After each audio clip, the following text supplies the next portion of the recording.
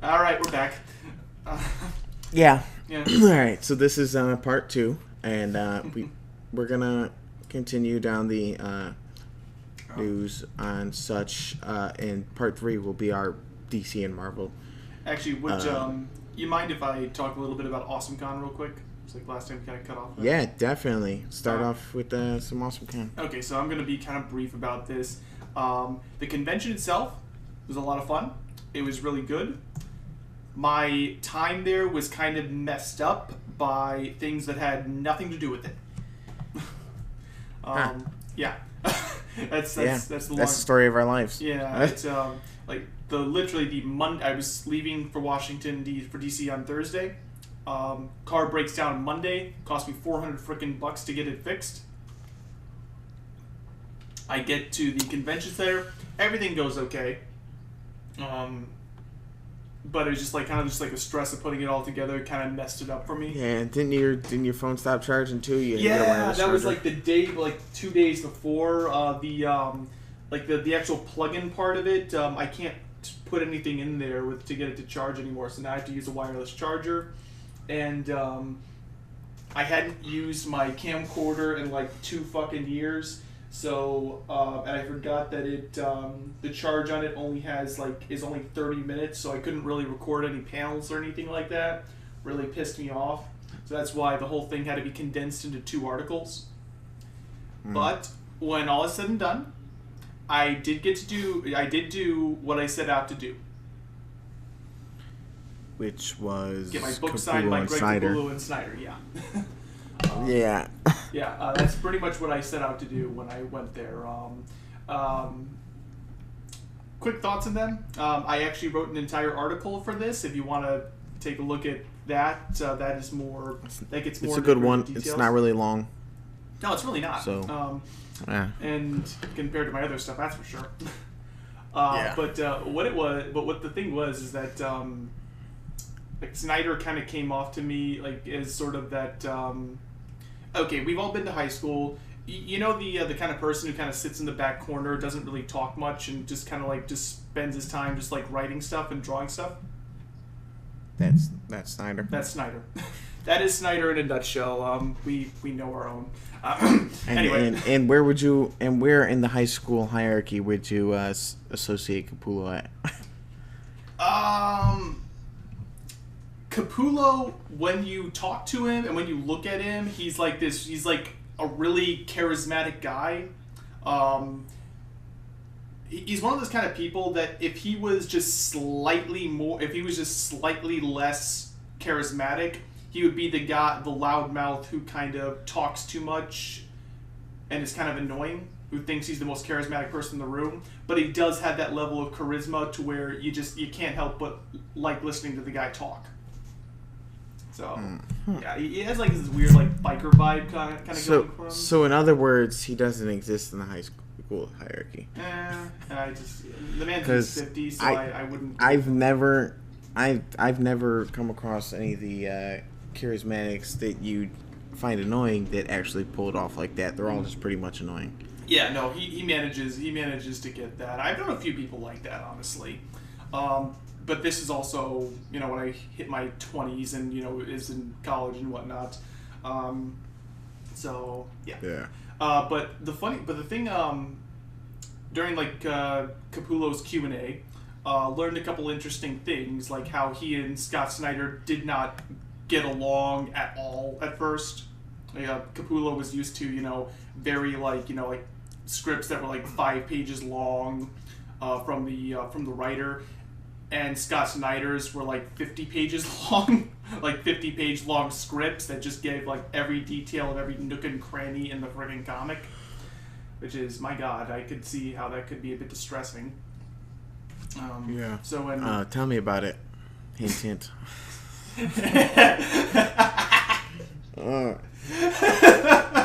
So. But if that wasn't obvious, that was directed at Trey. That was very obviously directed at me. You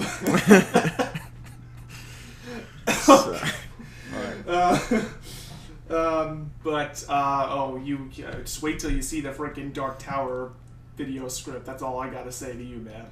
That's all I gotta say. Oh my god. I think I've made Jack regret. I mean, by the way, did you get my messages about that video you sent me? The promo?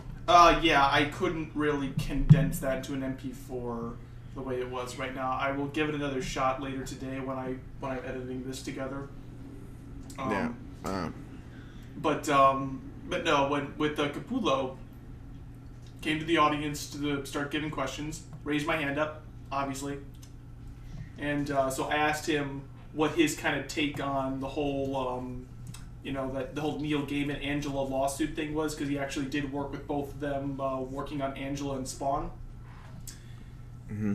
And well, it turned out that when I was in the last podcast, I was saying I don't think anybody really likes Todd McFarlane except for his wife at this point.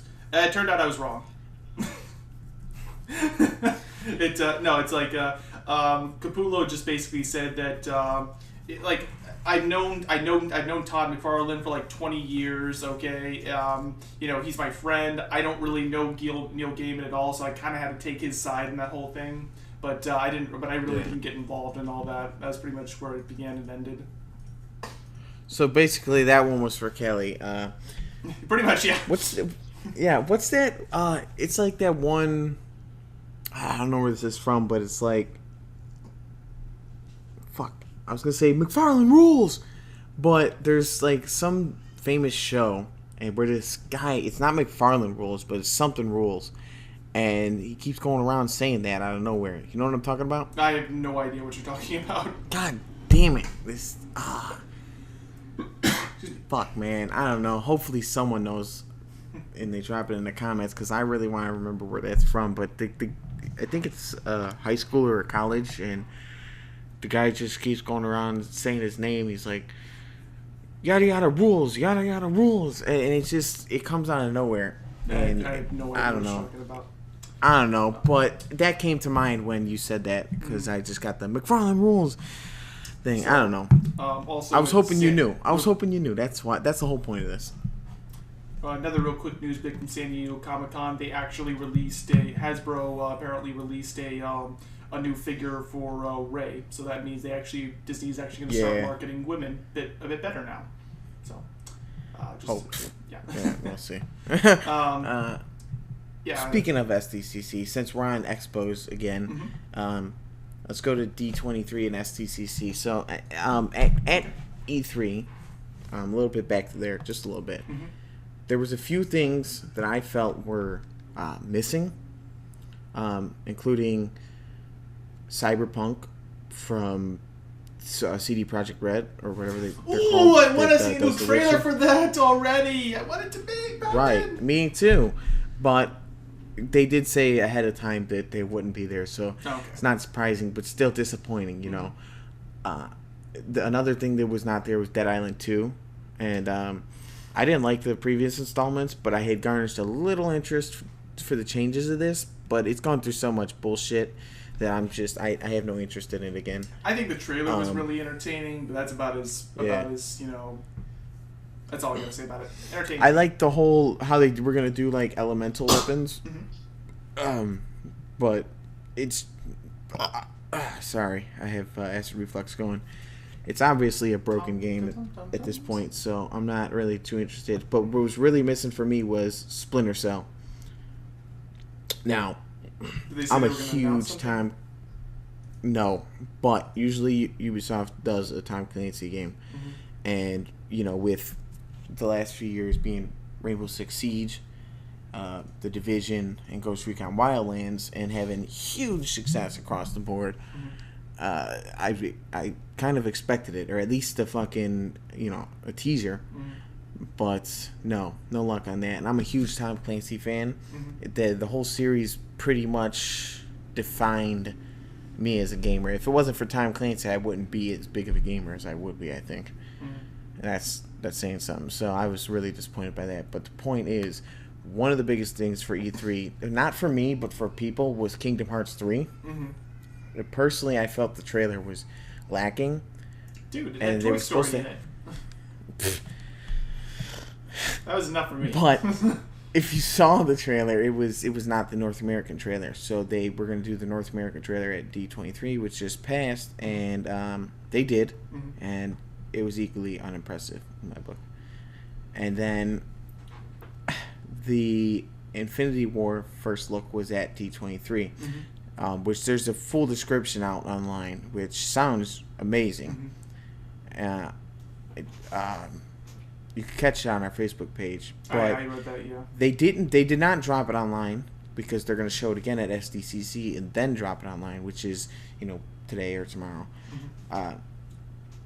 They did reveal at D23 the Black Order, Thanos' children, so that was pretty cool. I saw that. Yeah, they gave details on The Incredibles 2, which is going to pick up directly after the first movie.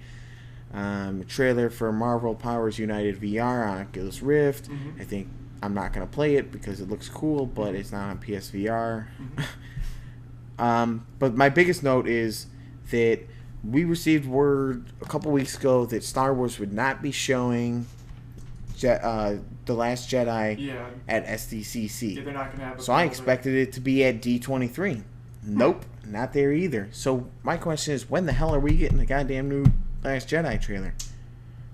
I'm really not sure. It comes out in December, doesn't it? This is and we've had one trailer? Yeah. I would supposed to be usually 3? Maybe they're just good. It could be. There's one of two possibilities. One, the movie is not turning out as well as they'd hoped, which, given the really entire production history of Disney taking over the property, would not surprise me. We'll get more into that a little later. The other reason is maybe they're just trying to save up. It could be that they're just simply trying to save on their marketing budget, because these movies are probably costing them an arm and a fucking leg. Let me finish. True. And it's also true. I was gonna say it's Star Wars, though. It practically sells themselves. Maybe that's what they're right on. So. Right, but they did give a behind the scenes reel as well of production, kind of like a sizzle teaser. About that, yeah. So I mean, I guess they did, and it probably didn't cost them any money because they just chopped some shit they were already filming up. Yeah. So real quick, the San Diego Comic-Con also announced a toy line from Hasbro. So I'm gonna put that image there. Some of these action figures look really cool. But yeah. What is it, like G.I. Joe and Transformers and shit? No, it's Thor Ragnarok ones. Yeah, they look pretty cool. Yeah. Well, I'm just gonna say the last few lines of Avengers toys, I mean, obviously Marvel Legends and shit, they're really good, but the actual like movie toys for Marvel have always sucked dick, in my opinion. So I'm glad that Hasbro's doing them, but I haven't been really. I haven't really been an action figure guy since I was like 10. Honestly, lately, Hasbro has not been putting out good toys either. Their Transformers toys suck dick too. I mean, I'm just... So I'd much rather, like... I don't know.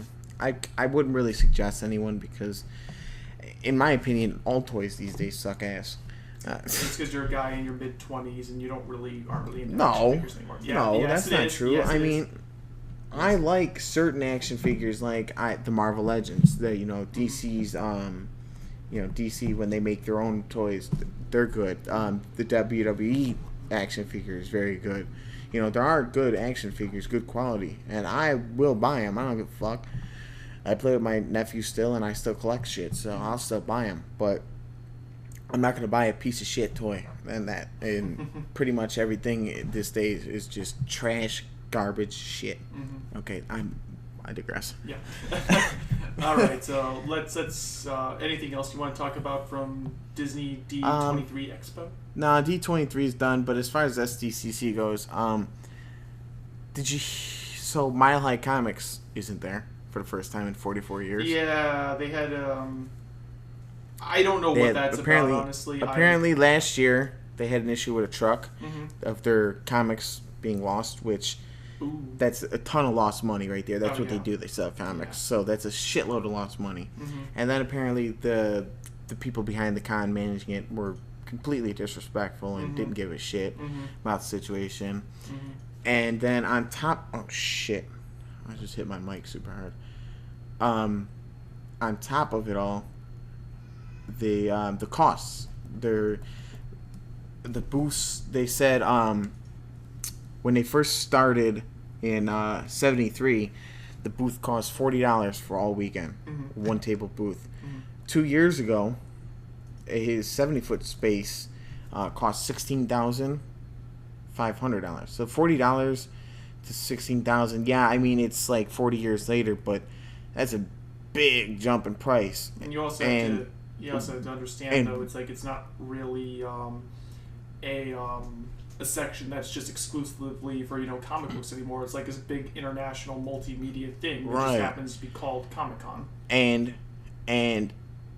to add on to it, last year, 1 year later, from the 16,500, 18,000. Jeez. So yeah, they didn't say the cost this year because he didn't even attempt. He was just like, yeah, after having to pay 18,000 and losing all our comics, it's just we're not making profit, so we're not going there. He said another issue is because, like you said, it's a big international thing now. It's not about comics just anymore. So majority of the major events are outside because the centers just aren't big enough anymore. So the foot traffic is too low. They're losing money that way too. That's just and it just brings up the whole cons thing, because Phoenix Comic-Con earlier this year had issues as well, where they let someone with a gun on the premises, which is fine. I mean, it wasn't like an attack or anything. It was a concealed carry. They just the guy just went about his he just went about his business, but he's not supposed to have it on it. But the security didn't check it. You know what I'm saying? And the news broke and the attendance was just plummeted because people assumed it was an attack, whatever. So people wanted their money back on their booths, and the management, again, disrespectful. No, they blackballed them. They made them lose more money, just for asking. Just crazy shit. Cons are, man, I'm telling you, the corporate world is ruining the cons. I am actually going to be going to another convention in September. It's going to be a one-day show, and I'm pretty much going to talk to the guy who owns the place, because I do have, I wouldn't say I have like a relationship with the guy, but we like, if we walked down the street, we'd know each other, sort of thing. Yeah. So I'm gonna actually try and get some insight into that and see what's going on with all that. And yeah, that'd be awesome. Because I was at C2E2 obviously in April. And dude, when they made us go in and they made us open the bags, literally you would open it, they'd do a little glance over and send you on your way. Like, that sounds about right. Yeah. Really? I mean, like they have to check thousands of these freaking things. They want to get people moving faster. I mean, but the point is in the end, if it's your security's issue because you're trying to expedite things, then yeah, you should be responsible for the downfalls of that. So anyway, I'm going to Wizard World in August too. So. Ooh. I was thinking about going to Dragon Con in September, but I just don't have the money for it, unfortunately. Yeah. I don't have the money, but I'm going to make it happen. Well, here's the thing. I live in Richmond, Virginia. Dragon Con is in Atlanta, Yeah, Dragon Con's in Atlanta. Yeah, and that's a good, like, at least that's $500 $600-700. Yeah. Yeah, so mine's right up the road, so all I have to do is pay for admission and whatever. Whereas this one day show is also like 10 minutes away from my house, so. Yeah, but hopefully, we got me, Marlon, Kelly, and my cousin Josh, and we're trying to all go. Hopefully we can, so that we can, and maybe a couple other of us. We're trying to do a lot of coverage if we can. So that'll be cool. But as for our SDCC, Infinity War trailer, right? Justice League trailer, Aquaman first look. I was expecting Blade Runner 2049, but they already showed that trailer a few days ago. I'm hoping there's a Punisher teaser at the very least because it is in post-production. What are you looking forward to at SDC? What are you hoping they show? What are you expecting? You know, to tell you the truth, I'm actually hoping this one is going to be a little bit lax. And the reason is very simple. I have too much shit to do as it is. Yep. I completely support that. Yeah, it's we are swamped at the moment, and I'm fearing SDCC having so many good things that, man, I mean, we are swamped at the moment. So if you're listening, and if you're listening and you want to help and join the team, inbox us. Yeah. Because we're fucking swamped. it's basically kind of the two of us at the moment because everybody else has had their own personal lives kind of get in the way, which is understandable. It's a reasonable thing, but at the same time, it's like it's pretty much just kind of Jack and I just doing all this stuff. Right. I mean, right. Exactly. It's reasonable because we don't pay right now. First of all. Yeah, because we are. I mean, other than like a fucking minuscule monetized profit for any work you do, but that's like I mean, 10 at cents. this point, yeah. So it's acceptable, but it's still hard. You know, we still need more people that are more dedicated like us because. Jesus Christ, man, it's tough. So there's an application on our Facebook page, by the way. Go apply, inbox us. So would you actually mind if I talk about some of the stuff I plan on doing over the next few months? Let's save that for the intro to the third segment. Let's go back to talking about regular news. Okay. All right. So we'll pretty much. I'm going to go back up these notes because, we'll go where we left off. Supernatural. I don't give a fuck about Supernatural. Okay, well, fuck you then. I don't give two shits about Supernatural, okay? Okay, so Supernatural, Trey can go sit in the corner for a sec. Okay. Supernatural is... they all know what Supernatural is. It's one of CW's... I think it is CW's longest running like 10 series years to date. No, it's coming up on 13 seasons. It's gonna air, and it's gonna go 14. The 14th will be its last season, they said, which is not this upcoming season. It's the season afterwards. But the note on it is that there's gonna be a spinoff titled The Wayward Sisters afterwards, and it's in the 13th season. There's gonna be a planted episode that is like pretty much the backdoor pilot. Tells the story of a Sheriff Jody Mills, and it's basically the story is about a group of troubled young women, all of them orphaned by supernatural tragedy. They're under Mills' protection, and they form like a monster fighting force. Same thing as Supernatural, just 5 or 6 women instead of 2-3 guys. Same. So I don't know what to think about that really, because if it's gonna be the same thing, I don't see the point of ending it. I guess, I don't know. Think what you will on that. Trey really don't give a shit. Nope. Me, I don't know what to think about. You, let us know what you think in the comments. Okay, here's a segment I just titled Weekly Reboots, because apparently this is just a thing now. Where new reboots come out every week. Yeah, so Weekly Reboots, Nickelodeon, is rebooting Rocko's Modern Life, Invader Zim, and Hey Arnold, but in the form of TV movies and specials, not actual series. So I can actually deal with that if it's not a whole series, because I don't want a whole series. Like the Animaniacs is coming back, and I love the Animaniacs, but I don't know. I haven't been satisfied with the animation for shows like this these days. Herbie, TV series. That's weird. It's Disney XD. I think it's live action.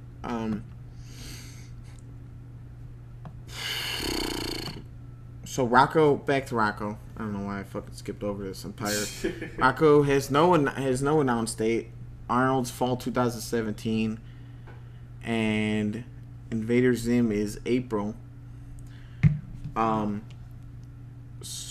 Warner Bros. Is doing a live action Jetsons show, and the producers include 3 Family Guy producers and the Zemeckis, the guy behind Back to the Future. Interesting. And it's directed by the Sausage Party director, and written by the guy that did the animated Scooby-Doo film. Interesting. So, yeah, that one I'm kind of interested in. I don't know how it's going to turn out, though. It's kind of seems weird, but I'll give it a shot. Now back to speaking of another reboot, or not really a reboot, but sort of a reboot, Star Trek Discovery. So even though it's on Netflix, the episodes are actually going to be dropping each week, because it's going to be airing on CBS All Access. Adjacent, so that's different for Netflix. It actually had the first 15 episodes running from September to November 6th, and then the second set of episodes will resume in 2018. So it's basically like regular TV, but summer and winter rather than fall and spring. So that's pretty much all about that as far as news, new news anyway. God damn it! I keep like scrolling down on my notes for some reason, like super far. Fucking ass. But you got the notes. Continue. Well, as far as Star Trek Discovery goes, my interest in it kind of has pretty much significantly waned ever since I found out Brian Fuller wasn't really going to be as involved with it as I thought he was going to be. And for the record, Brian Fuller is the guy who did the Hannibal show series and is currently doing the American Gods series. So, so two very good series. Oh, two excellent series. So I'm just.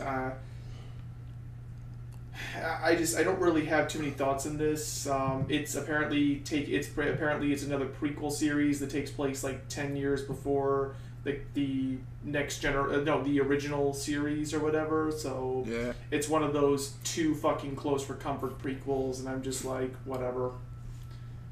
And me, I'm just like whatever because it looks nice. It looks visually it's beautiful, but that's. Yeah, it looks good, but I don't know. I'm not, honestly, Star Trek TV has never resonated too well with me anyways. I've liked the movies, but the TV just, I don't know. It's too much, in my opinion.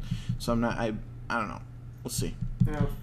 But I think I think Next Generation is a very good show. It has a lot of growing pains at first, but it does get there. And I also think Star Trek DS9 is also very good, but again, has some growing pains before it gets there.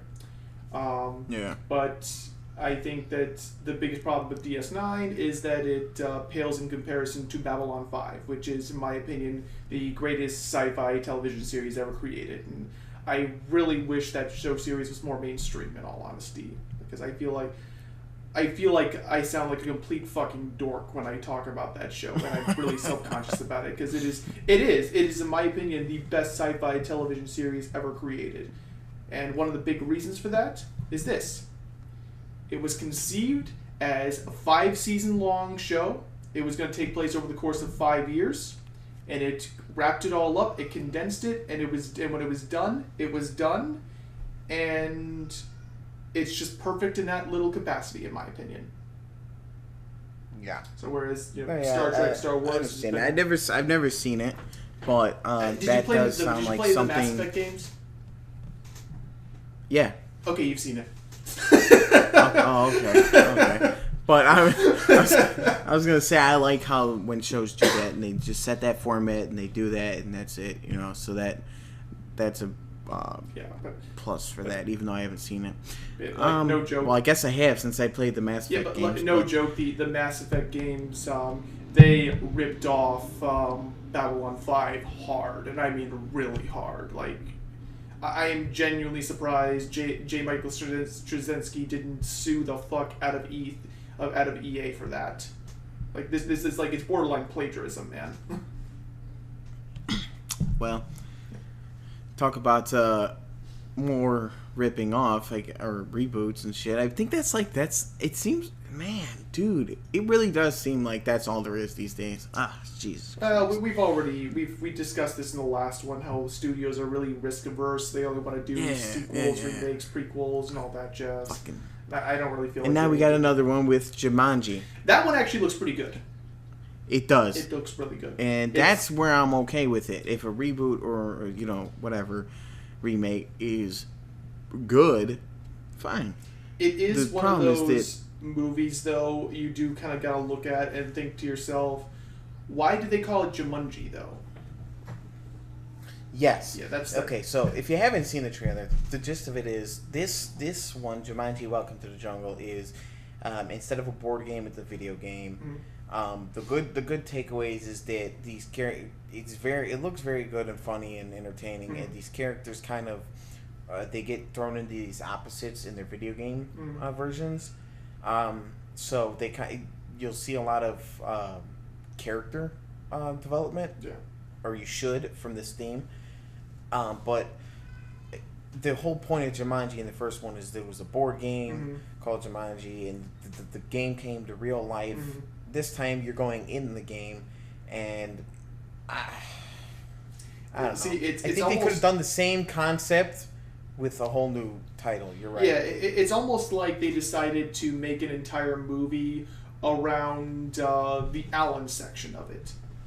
Where, in the original show, like the whole thing that gets it started, the kid rolls like a 5 or an 8, I can't remember which it was, and he gets sucked into the board game, and he's stuck in there for 26 years. Then Kristen Stewart and her younger brother in this find it, and they start playing again, and they roll like a 5 or 8. Robin Williams is now the kid character. He's free. And he had spent like 30 fucking years in this jungle. And the difference is... Yeah, they're focusing... The impression that you got out of that was that this was like some kind of like 1890s colonialism safari sort of thing. And it kind of sounded horrifying. And it seems like they're making the entire movie based around that idea, but they're making it silly. Yes, but my problem with that is all that sounds just fine the way you said it.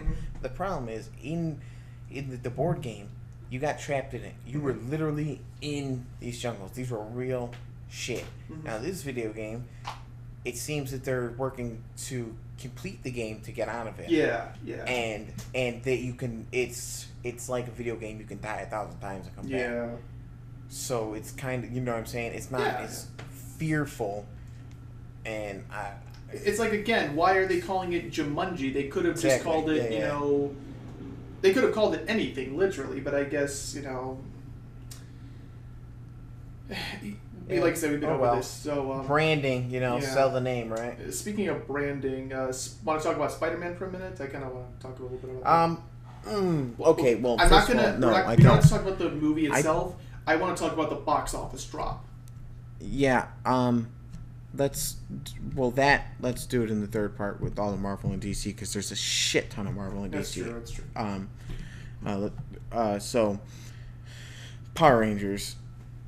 Back to Power Rangers. Recently, the director gave an interview explaining himself about another topic on the movie once more, which I'm gonna read it. Yeah, but honestly, I don't see why this director has to keep explaining himself. The movie makes perfect fucking sense, okay? And here's why. So he said, acid reflux again. Gotcha.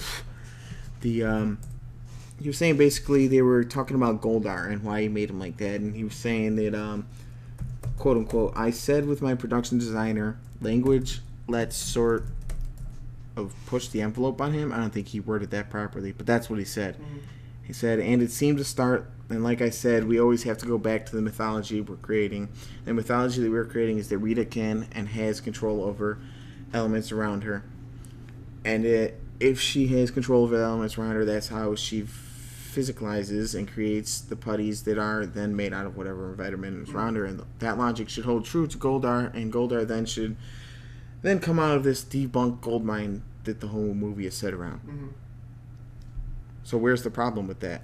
Well, the problem is that he's not the bumbling idiot from the show. I'm not saying that I agree with that, but it's just that's their justification for it. Right, but this isn't the show. I don't want the same exact thing as the show, because then what the fuck is the point of going to watch the show? There's no point. You get no margin with me on that one. So, it infuriates me every time. I mean, despite what you may think of the film, whoever it is, directors shouldn't have to explain themselves, because it's their vision. If you don't like the vision, that's perfectly fine. There's a lot of people I don't like visions. I have a big thing against Akiva Goldman because all of his comic adaptations have been complete shit. I like Batman Forever. I like Batman Forever. And like recently, it's just, I don't know. I'm in defense of the directors. Even if you don't agree with the movie, too fucking bad. Seriously, quit crying. Quit questioning these directors to explain themselves. Okay, watch the movie and find it out for yourself. On Power Rangers, Naomi Scott, aka Yellow Ranger, cast as Jasmine in live action Aladdin. We'll skip over that she's the Pink Ranger. Pink Ranger, sorry. There's a difference. No, are you sure? No, yeah, it's the Pink Ranger. Trust me, I know. Are you entirely sure? I am 100% I'm gonna have to look this up. I am 100% positive of that. Scott. You just got colors mixed up. We're gonna take a pause and we're gonna look at this because now I'm in question of this. Pink Ranger, I'm gonna show you that. I don't think so. Of course, she looks. Oh yeah, she is the Pink Ranger. Yeah. Okay, so of course there is also. I thought it was the other chick. That's one thing I would pick apart is it's something small, but the Pink and Yellow Ranger, man. There's zero difference between the two characters other than when they're in the suit. And their personality obviously is a little different, but yeah, they look very similar, and their personalities are also very similar. From what I gather, the characteristic of the Yellow Ranger is that she's gay, bisexual, and the Pink Ranger is just kind of a bitch. Well, at the core, they're different personalities. There's different statuses in the high school, but in the end, their personalities are both the same. They're both very angsty. Actually nice people that just are dark and self-hatred for a while, and I don't know. They're typical teenagers. Yeah, well, the other three aren't. The men are very. From start to finish, they differentiate their personalities. Where the two girls kind of like veer into the same personality. Yeah, so it is Pink Ranger anyway.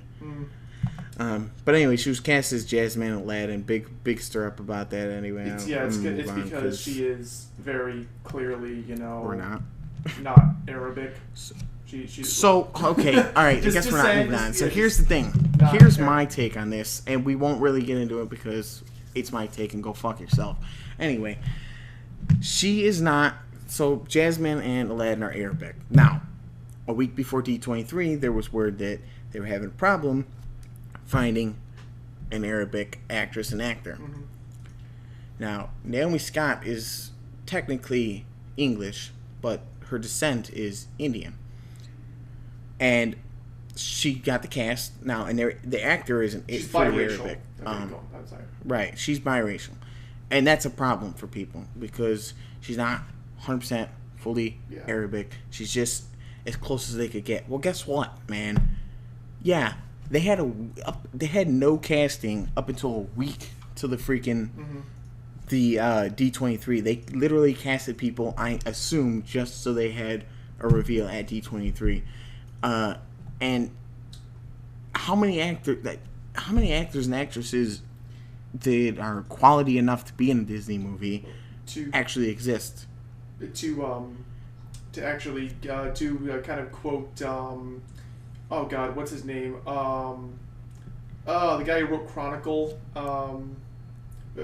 Well, I'll have a picture of him in this thing, but to quote him, the problem is that there just aren't any real marketable actors and actresses who are of Arab descent.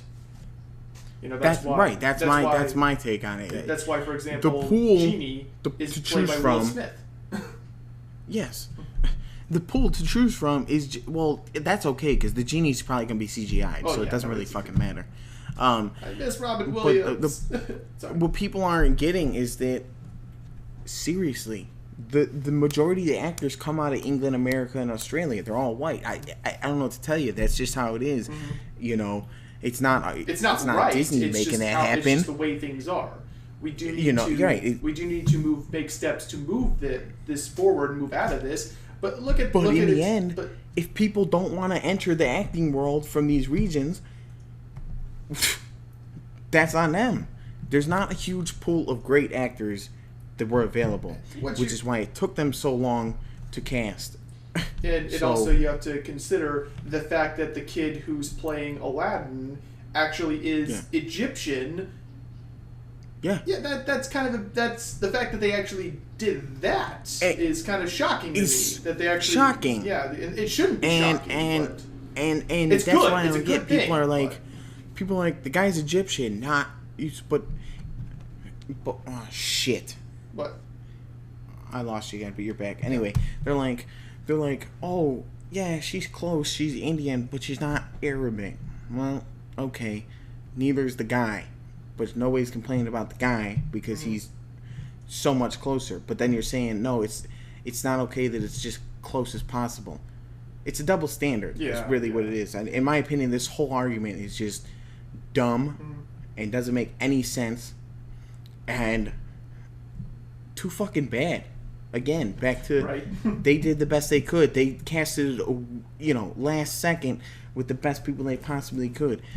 You take what you get or don't watch it. Who cares? They're still gonna make billions. They don't really give a shit, to be honest. What I think is kind of cool though. Who they got directing this movie though? No. Guy Ritchie. Ah. I think that's a good pick. I think that's a good pick. I did know that. I think that's a pretty good pick in all honesty. I think that's a good pick. Guy Ritchie's had some problems over the past few years when it comes to his movies, but I think personally... You could thank Akiva Goldman for that. No, I'm just kidding. No, but when it comes with Guy Ritchie... I was taking a shot at King Arthur. No, but the thing is, with Guy Ritchie, he excels at making kind of, really... He excels at what amounts to making British Goodfellas or British Pulp Fiction, okay? Yeah. And what is Aladdin? He's a fucking thief! Yeah. So there you go. That's true. Enough said. Yeah. I was gonna say something more on this. One more thing. But I forgot it. Anyway, the whole you get the gist. It's a stupid argument. There's not many to choose from, and that's it. Think about it. Disney does not take bets on their actors. They go all out and get the best of the best. Usually. Now, here's an example of when they didn't. Han Solo. Okay. And guess what? You know what? I actually didn't mention that. We're going to segue into Han Solo and back to Power Rangers. So basically, the whole story with the Han Solo movie is that Phil Lord and Chris Miller were fired. Replaced what? Which is weird, but go on. Okay. So Ron Howard replaced them and is now directing. Now, the reason they were fired is because they got into a scuffle with Kathleen Kennedy, which is Lucasfilm Prez, because she was not happy about how they were making Han Solo, which she describes as a Ace Ventura. That would have been interesting, though. Hey, I mean, I like Ace Ventura, but if that's true, then they should have been fired. So, I'm not too mad about that. Also, the actor, which we all knew was a poor decision from the start. They had to get him an acting coach. They got him an acting coach because they're not happy with his performance either. But that kind of makes me think maybe that's why they fucking made this guy into a Jim Carrey. Was that their intention from the start, or was that all they could do with him? I don't know. Either way, it's a whole shit show, and that is the rare occasion we're talking about. And guess what? Not a single motherfucker will ever work for any Disney brand again. Guarantee that. Am I wrong? I mean, What? Okay, there's a slim chance one of them might, if they work for an offshoot. Like it'd probably be what's his name? The black guy, the guy who's playing Han Solo. I can never remember his name. Childish Gambino. Mm-hmm. I can't. Or and by Willie Harrelson too. What? What the fuck are you talking about? I thought you were talking about the actors, like they wouldn't ever work for Disney ever again. Oh, I mean of those three, Lord Miller and Alden. Yeah. I completely misunderstood that. No, yeah. So, but as far as Lord and Miller go, they were the first or second people.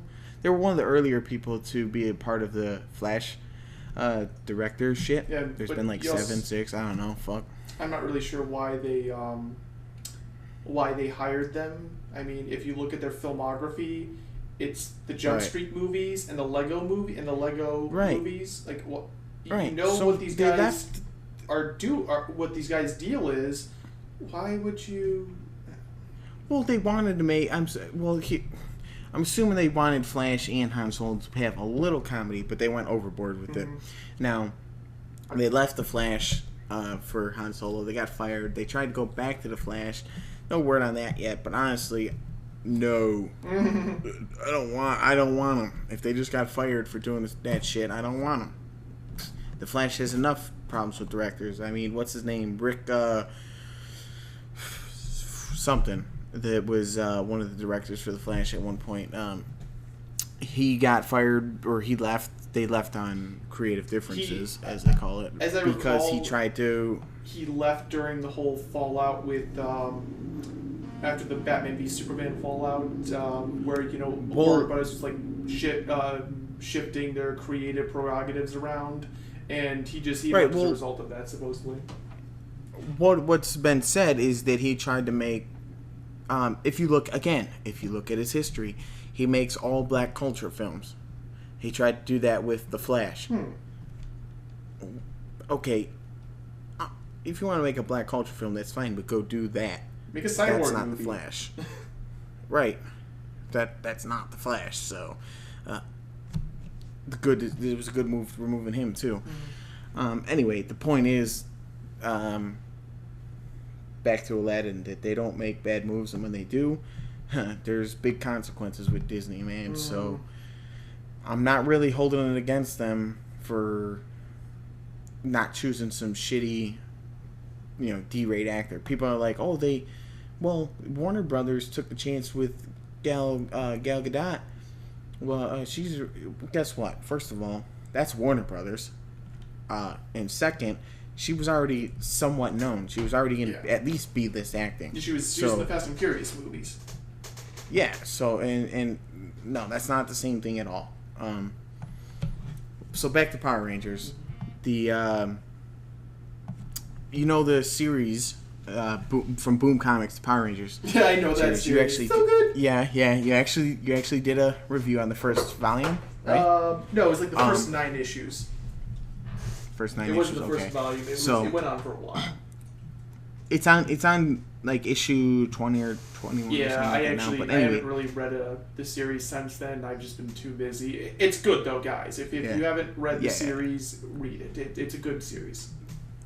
And the basics of the series is that it picks up immediately after the original Mighty Morphin Power Rangers show with those characters. No. What it is, it picks up right after the series that I read anyway. It's like picks up right after the Green Ranger became good. Oh, so it's actually a split.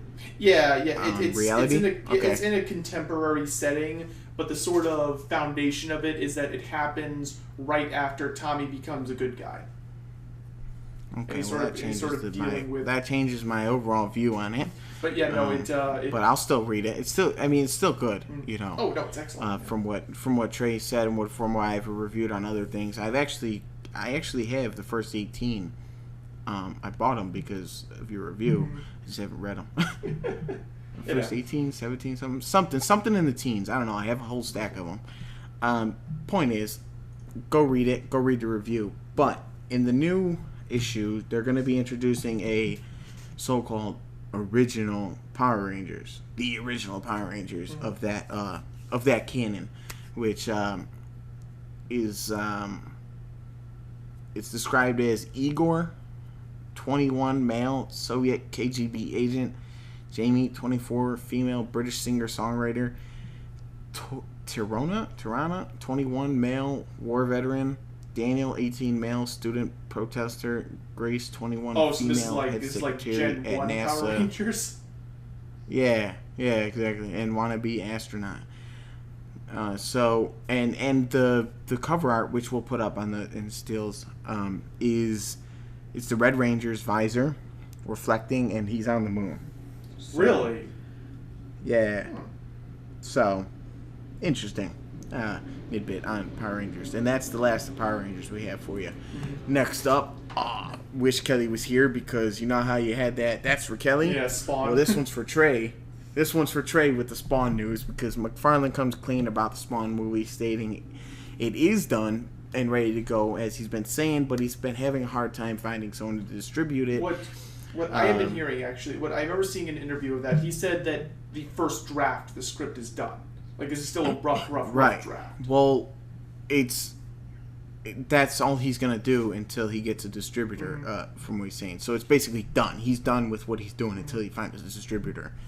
But the reason he's having a hard time finding a distributor is because he's having a no negotiation, write, direct, produce type thing. He's not selling the rights. You're backing him, or it's a no-go. Exactly. Now the problem with that is he's a rookie behind the camera, his director and stuff. He's a writer, but he's never made a movie like that, and nobody's gonna give him an average of an $80 million budget and such. Alien, $80 million budget, right, or $75 million budget, or something like that. It was an $80 million budget, right? It made $75 million total. They lost $5 million in the box office alone. Wait, Alien? Yeah. Like the original one? No, Covenant. I don't know what the budget of the Alien Covenant was. I'm gonna look at that. Yeah, real quick. It was. It had to have been more than that. It looked way too expensive. No, to be that. No. The movie budget was for the movie alone, not the advertising and such. No, the budget million. was $97 million. Yeah, with advertisement. No, that's just the production budget. Are you sure? Yeah. Either way, the point is, it was a lot of millions, and they lost a lot of millions. Okay, so movies don't always go. Even big name movies like that don't always go your way. So it's always a risk, especially with a rookie director. And so he's saying, I could do it for 10 to 20 million. I don't need 80 million. I don't need 100 million. But after advertisement and such, it's going to end up. Marketing it's costly, so it's going to bring it up to around 50, 60, 70 million anyway. Yeah. So it's still hard for him to sell, and reasonably so. But I do like the fact that he's, I do commend that he's, it's part of his ego, but I still like that he's writing, directing, producing. That's his goal, because then that ensures the best Spawn adaptation possible, theoretically. But he'll get. It's Spawn, so he'll get someone to do it eventually. Yeah. Now I wrote a note on here because to solidify that, Netflix invested $60 million into a live-action Death Note series. Okay, so if you don't think that he's gonna eventually get someone to give him the $60 million that he needs for Spawn, because some people put some stupid amounts of money into some stupid shit. I like Death Note. Okay. do we really need a live action series? No, not really. Exactly. Especially when you look at the commercials for this series. I will say this much: Willem Dafoe as the like the Death God or the Shinigami, whatever you want to call it. Yeah. Oh my God, his voice is so perfect for that. But aside from that, he's perfect in everything. So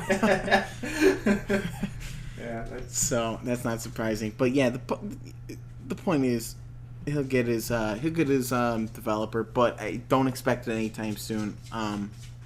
But expect it eventually, I guess. Yeah. So, so Walking Dead actually halted production. They actually announced a release date, a premiere date today. I saved it, but the point is, it halted production in season 8 because a stuntman died. Yeah. Josh Bernecker died from a routine stunt gone wrong where he lost his footing and fell 30 feet to his death. Oh. I guess it's the first one in the U.S., at least, in nearly 17 years.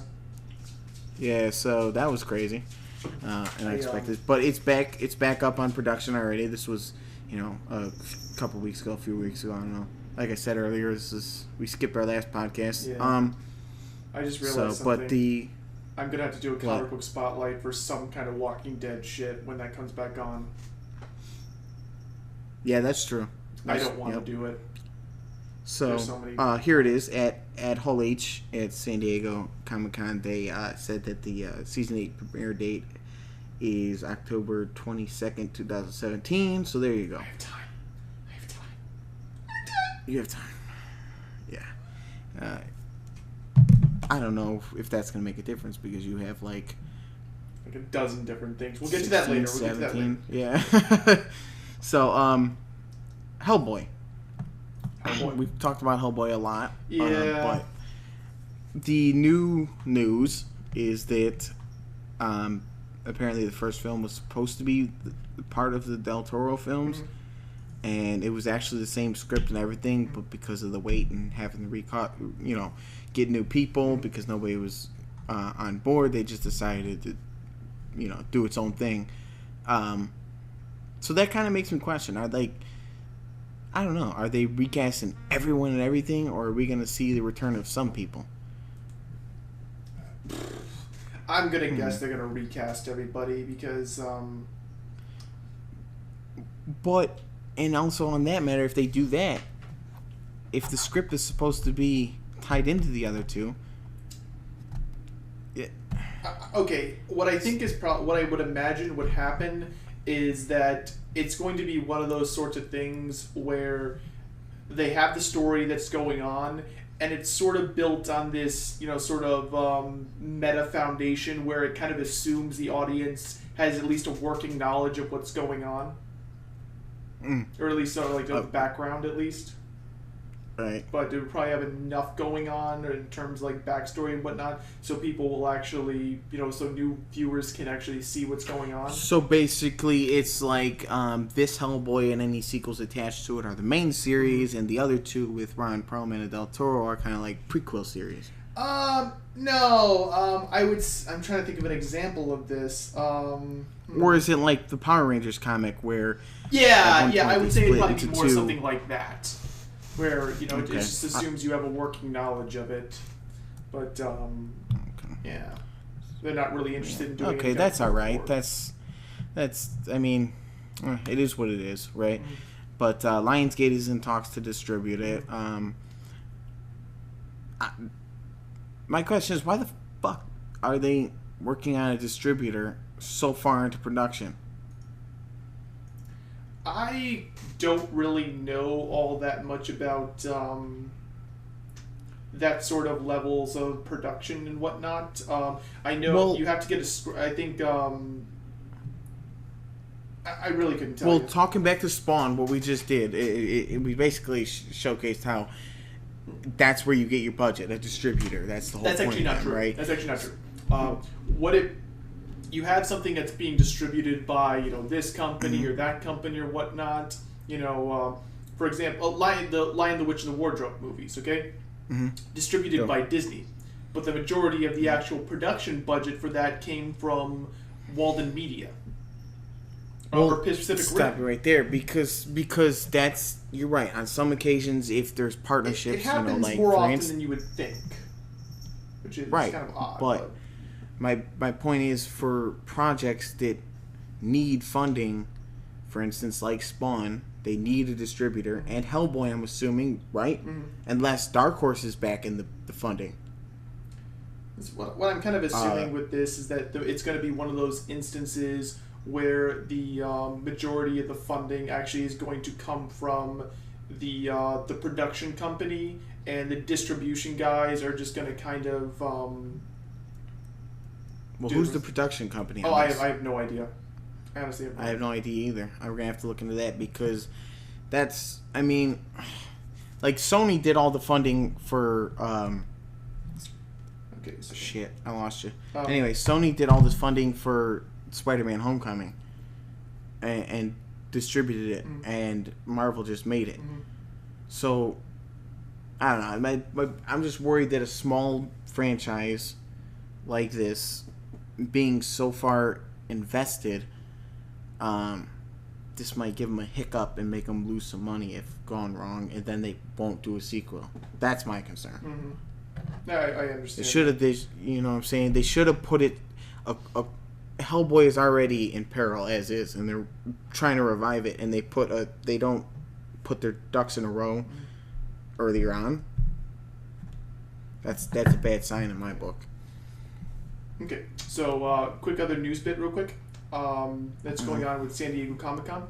They released a new Defenders trailer that has Stan Lee kind of narrating everything. He's like sitting in a limo, just sort of watching all these clips and whatnot. And it doesn't actually have much of the Punisher in it. He kind of appears at the very end. He's just walking in front of the camera. That's about it. So just another little bit of news bit as it's going on. Wait a minute. The Punisher is in the Defenders trailer? Yeah. Okay. You know he's going to be in this show. He was literally the best part of season 2. But so. Does that... I just hope that's not an excuse for them not to give us something new on Punisher. Oh, yeah. That's for sure. What's next on the notes? I'm looking. They're all over the place, man. Yeah, I told you they would be. Anyway, Doctor Who, right? Yeah. Do you want to take a break after we take care of Doctor Who and then put this into part 3 or something? No. Let's run it. Let's run it all the way through to the. We only got a handful of other topics left. Okay. Let's run it a couple more. Okay. Okay. Doctor Who is the 13th Doctor was announced the other day as Jodie Whittaker, which is a female. Mm-hmm. And it's a vagina, yes. Everyone can lose their mind if they want to.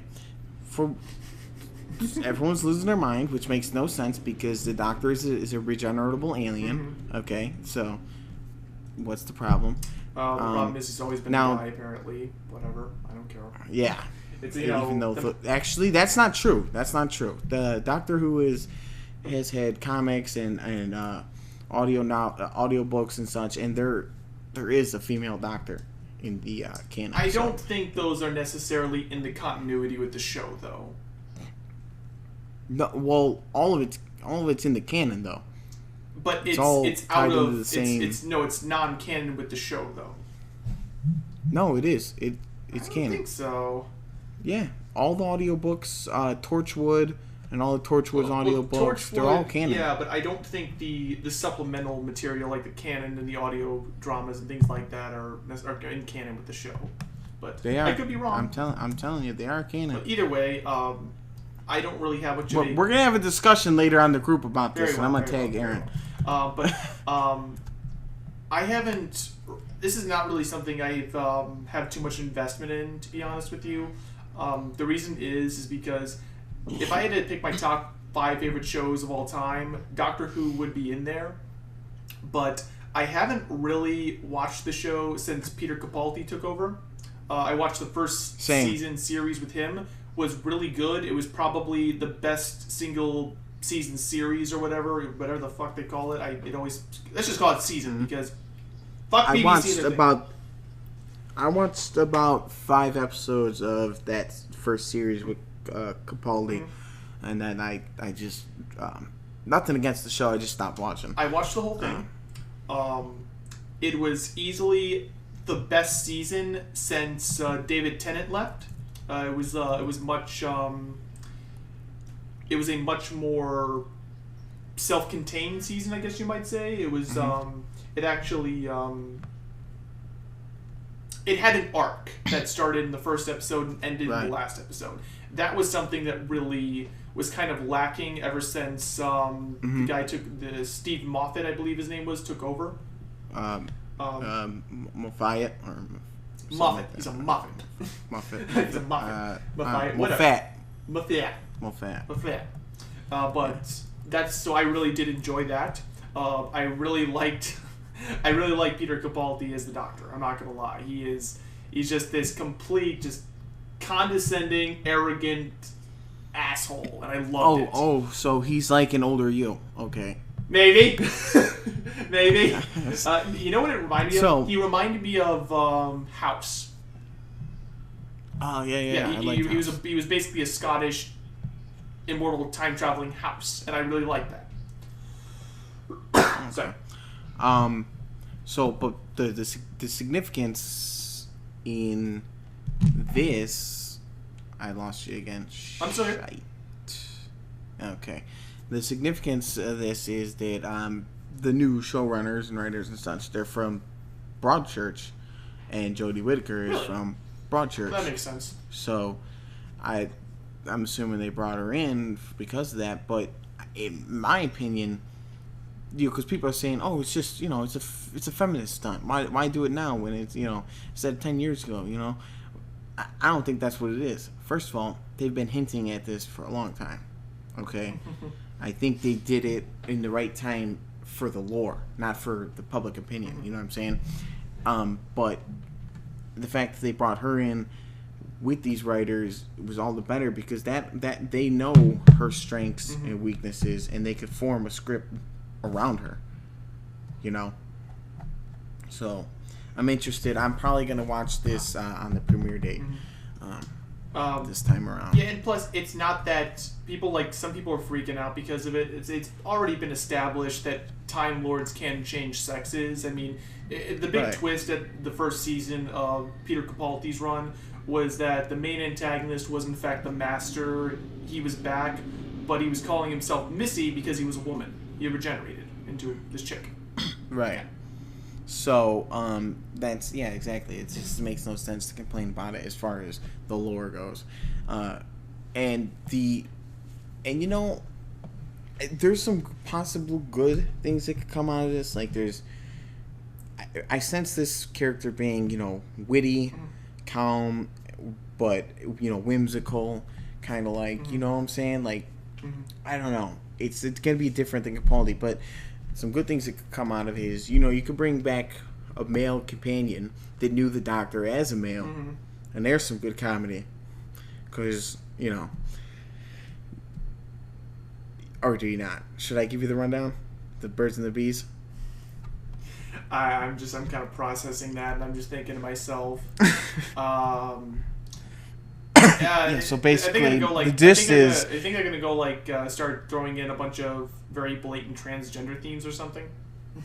Well, that's the downside. They could do stuff very blatant and political, which would just be lame, and a lot of now a woman's doing it types episodes, or they could just do it like the Doctor, because technically he's still an alien, and just have funny humor off of it, like having a male companion that once knew the Doctor, who's now attracted to the Doctor, but remembers that he was once a male. You know what I'm saying?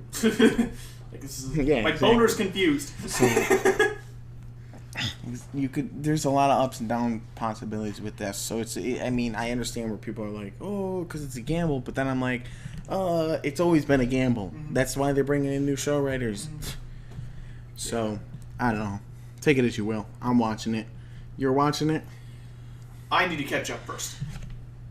I need to catch up first, too. And, it's not on Netflix, so it's going to be a bit of a pain. It was on Hulu, wasn't it? Is it still? I don't honestly know. I would have to look it up. I got actually Cody. used Hulu in a very long time, so I'll be fine. I couldn't really say. Anyway, let's move on. Ah, shit. Jack, you still there? Uh-oh. Hello? Yeah, I dropped out. Okay, yeah, I figured as much. Yeah, we're having a few technical problems here. We both have really shitty internet. Well, I mean, the thing is, I have good internet, but I'm on, like, this 5th floor, and, like, the wires run down the side of the building. Yep, there you go. And this guy... Enough said. Yep, so... And on top of it, this guy uses, over the main door, there's, like, a hanger, like a overhang, and then there's, like, ledges on the sides up the stairs. So he climbs onto the ledges and then onto the thing over there, and then he, like, walks across the casing for the wires to his window to get in when he locks himself out. So he's trampling the wires on a daily basis. So gotcha. Well, anyway, anyway, I'm gonna catch up on Cody.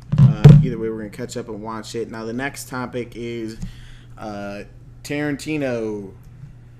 What is that about? Quentin Tarantino. What's that about? Okay, so Quentin Tarantino's back. His next movie is going to be about the Manson murders. So, okay. Yeah. Now, what's been said is that he's approached Margot Robbie about Sharon Tate, Brad Pitt for the detective, and Sam Jackson and Jennifer Lawrence in unknown roles so far. None of them have signed, though, but those are who he's approached and talked with. Quentin Tarantino doing a Charles Manson movie? Okay, yeah. let me be very clear about this. I love Quentin Tarantino. He is one of my favorite directors of all time. But that does not sound like a subject matter he would be good for. At all. Are you kidding me? Did you watch Django Unchained? I watched... This is not going to be an accurate portrayal. This is going to be Django a fucking... Unchained is basically a slave revenge fantasy movie, okay? That took place in a time period about 100 years after everybody who was involved in that kind of stuff was dead. Charles Manson's still alive. Some of the people who survived his attacks are still alive. The people who were part of his family are still alive. Frickin', what's his name? The guy, what is his name? Bro. Hold on, what's his name? Tarantino excels in taking controversial subjects, flipping them on their head, telling everyone involved to go fuck themselves. Roman That's Polanski what Tarantino is still alive, does. okay? His wife was one of the people who was butchered by the Manson family, okay? Hey, listen, I'm sure he's going to get royalties. I'm sure Tarantino is going to do it geniusly. And regardless, people are going to make millions. And even though we have some hesitations on how it could affect some people, you're going to go watch the movie. Obviously, I'm gonna go watch but the movie, it's just... And we're probably going to like it. I don't know, man. It's a very odd pick. Yeah, it definitely is an odd pick, that's for sure. But that's why I like it. I don't know. It's that's an odd pick from an odd guy. It's kind of cringeworthy for me. Just like, Quentin Tarantino doing a Charles Manson movie. That makes me shudder a little. That just like makes me cringe. It's just like, oh God. I was listening to Fat Man on Batman, and they were talking about this, and he was talking about what are they gonna cast 100 nurses? What? He was talking about if they were gonna cast like 20, 30, blonde-haired nurses. I don't know. So he was saying, is Jennifer Lawrence and Margot Robbie both gonna be, victims? Are they? Are they gonna focus on two guys, or are they three people, or are they gonna, I all don't of know. them? It's like this is just. It's very unknown. It's very it's just profound. I feel dirty just thinking about that, though, man. Just like Quentin Tarantino's Charles Manson movie. Just exactly. That's. I feel like I need a shower now. Yes, and you should. You should feel like you need a shower anytime you even hear Tarantino's name. Honestly. No. Yes. The guy is. I mean, he's a great director. Probably one of my favorite, if not my favorite. But even without his movies, the guy is. He's man. Yeah, I mean, the guy fucking drank champagne from, I forget her name's, heel on stage. He's got a foot fetish, okay? Give him a break, okay? We all have our kicks, alright? So, don't ask me how I know I'm sure he has a lot more than that, okay? Just looking at the guy, you're like, man, this guy's off, So it's gonna be interesting to see what he does with it, to say the least. Whatever. I just. Anyway, James Bond. I don't. Well, no. Back at Tarantino, I don't like your level of discouragement with this. Okay, I'm hoping I'm wrong. Okay, I probably am wrong, but it's just like. Can we move on, please? Yeah, you're gonna be wrong, and we're gonna bring this back up next podcast. Bet. So the next James Bond, Daniel Craig the signed Mirror on. reports did. Daniel Craig signs on. You trying to cut me off, motherfucker? I've just been out for this. Right, you read it. This for like 2 hours. So you read it. You read it. You read it. Yeah, I know. Well, I'm tired too, but you know what? That's what happens when we can't get our shit together. I'm just saying. Yeah, but so anyway, Craig's on for James Bond. Adele apparently is going to do another song. Yeah, so Adele's doing the intro, and Daniel Craig's signing on for another one. Reportedly, we'll see. Did you see Spectre? Nintendo? Yeah. Okay, I did not. My question is this: did they kill off Blofeld at the end of it? Who? The main bad guy. I didn't hear what you said. Did they kill off the main bad guy at the end of it? Fuck, the guy from Inglourious Bastards. Yeah. I don't remember, and I saw it twice. I don't remember. I got to look it up now. Oh well, I'm just curious to see if it's gonna keep following the Spectre quantum plot, or if it's gonna try and do something or try to pretend that shit didn't happen. Well, I mean, even if they wanted to, even if they killed the guy, Spectre's like Hydra. They cut off one head. So no, not really. In the classic James Bond, Spectre was always in the movies, yeah, it was headed up by the one they made. They specifically focus on how it's an organization, and there's like a round table, or it's not round, it's rectangles long. There's rankings. So I'm sure if they do follow that, then they could pull it off. But it's all I would kind of.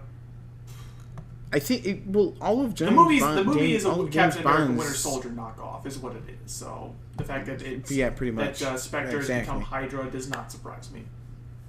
Yeah, so that's what I'm saying. For the movies, these movies, all these Daniel Craig ones, that's what it is, and it'd be possible to pull off another theme of it continuing, but.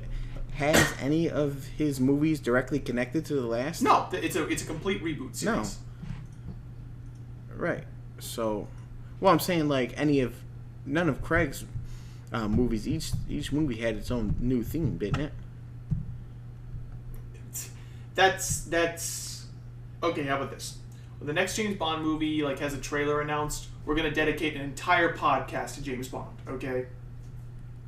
That's a whole other subject for a whole other time.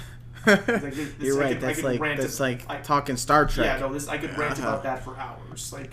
That's what we're doing in December. We're going to do a podcast in December that is completely dedicated to Star Wars. That's what we're going to do. Okay. Well, now I have a shit ton more work to do. Thanks, Trey. Thanks. So Nintendo, okay, anime. They're looking into getting anime. They've done shorts and shit for their video games, and they had a successful Kirby series recently, and but they're talking about doing other properties for Star Fox, Yoshi, Pikmin, such. And Shankar he talked about the connection between the anime style he would use for a Dark Metroid anime. So I don't know if they'll actually approach him for that, but if they do, man, there's another project on that guy's schedule, and I'm not happy about that because that means that I have to wait extremely long for my Power Rangers series, possibly. Yeah, we'll see. Avatar 2, yeah. Avatar 2 and 3, I'm not holding my breath, to tell you the truth. Like, he keeps... Yeah, me neither. He keeps,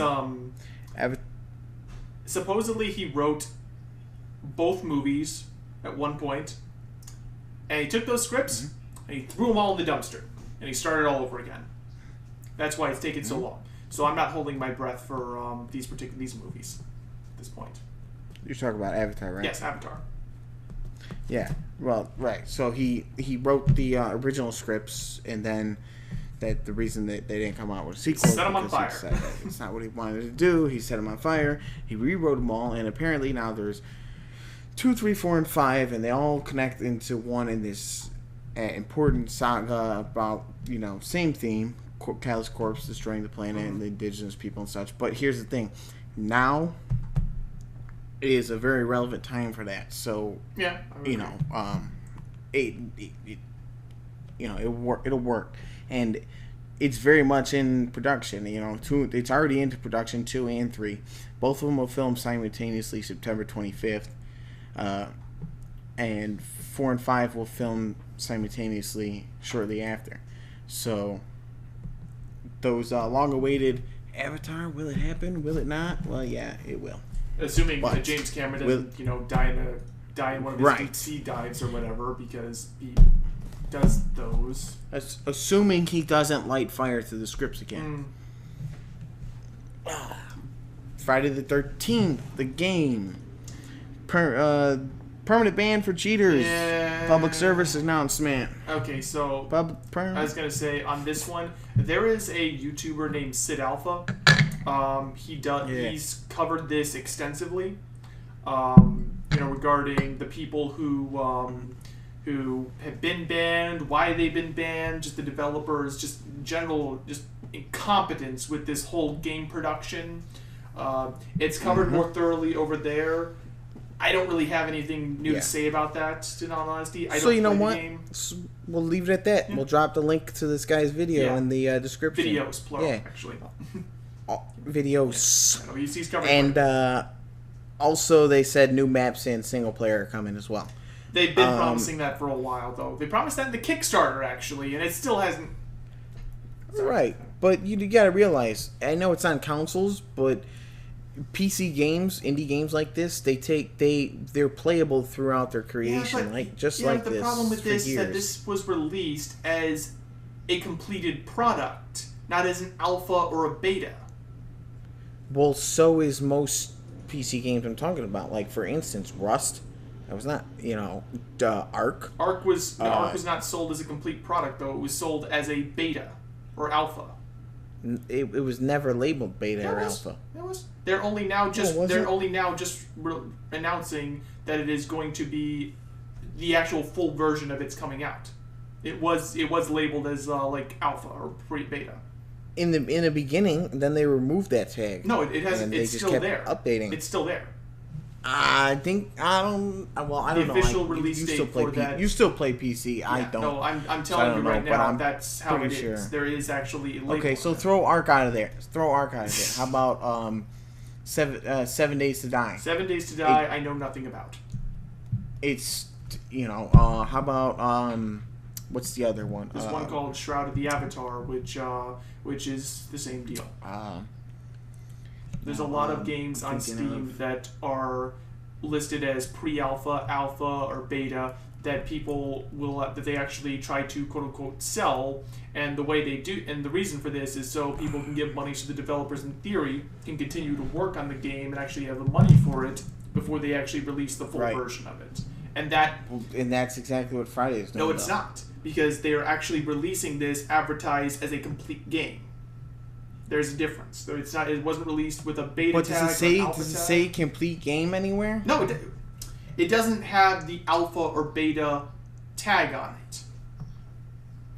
That's the difference. But neither do a lot of the games. Some of them, sure, okay. But a lot of them don't have the tag. For instance, like I said, Rust.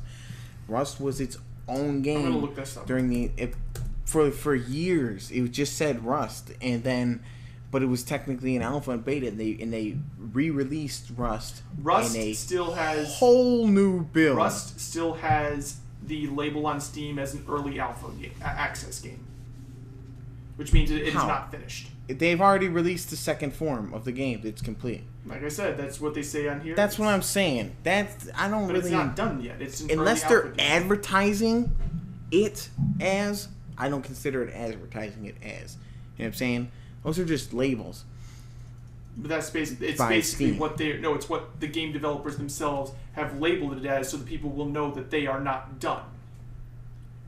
That these games are still still going to be a bit of messy. But you're not catching my point. Is you're saying that they're advertising it as a full complete game? Yeah, they are. That's what the Friday. They actually never advertised it as a full complete game. They're still releasing it. Advertised. They never said it. This game's complete, guys. And they also never advertised in the Kickstarter that these features would be in the complete game. They said they would be in the game, not the complete game. It's you get what I'm saying? It's okay, fine. I'll give you the admittance that it's kind of shisty, but that's as far as that goes, as far as I'm concerned, because they never promised that these features would be in a complete game, and they still haven't called it a complete game.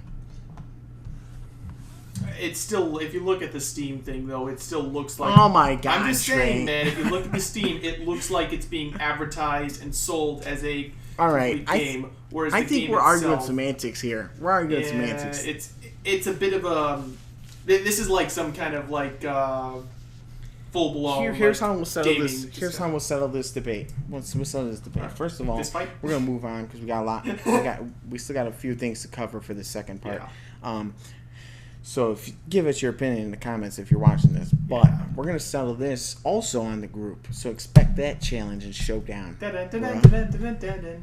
All right, moving on. Yeah. Moving on. Science. Air Force is creating the U.S. Space Corps. That is in adjacent with their other division that is NASA.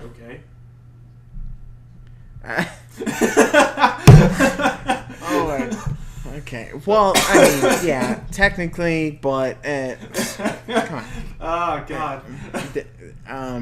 So both NASA and the Space Corps will be part of Air Force now, which I guess makes Air Force the largest division of the military now.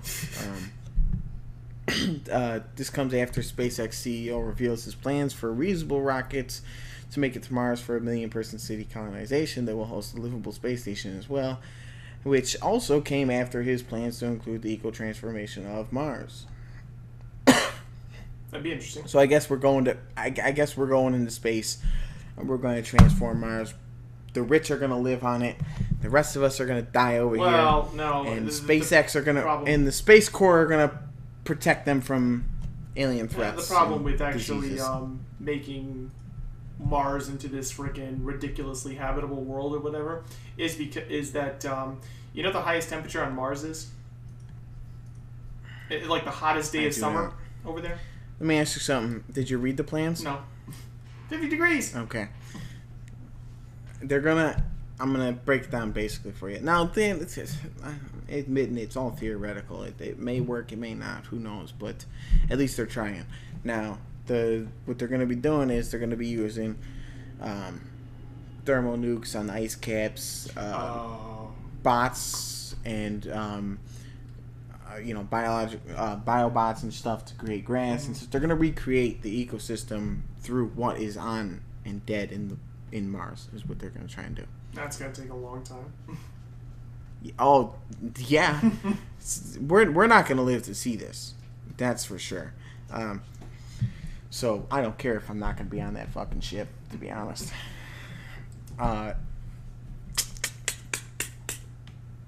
That's it on that, actually. All right, so want to take another break and we'll come back to the Marvel and DC and stuff. Yeah. We've pretty much covered everything but Marvel and DC and such, and Fox and Sony. So we're gonna take our second intermission, come back with that and our upcoming projects. Okay. And all right, yeah, enough said. All right, break time. Yeah. All right. And I'm gonna use the bathroom now. Yeah, me too.